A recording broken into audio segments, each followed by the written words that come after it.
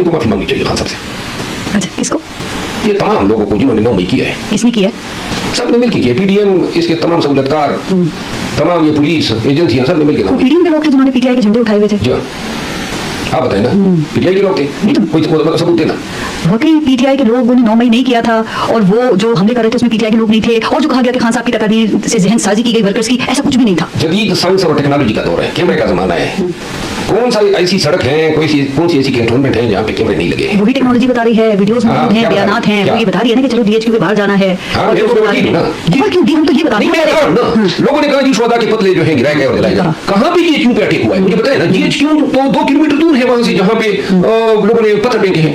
यानी कि कोई मस्जिद तो नहीं है ना। मतलब एक सादी सी बात, जरूरत क्यों पड़ी जीएचक्यू का नाम लेने की? देखिए बात के लिए बहुत सारी जगह थी, पार्लियामेंट भी हो सकता था, वज़ीर-ए-आज़म हाउस भी हो सकता था, सदर का घर भी हो सकता था, तो सिर्फ जानना है कि वहां पे क्यों। और खान साहब ने खुद भी एडमिट किया, मैंने पूरा इलाज की पार्लियामेंट हाउस हो, कैंटोनमेंट्स हो, ये सब रियासत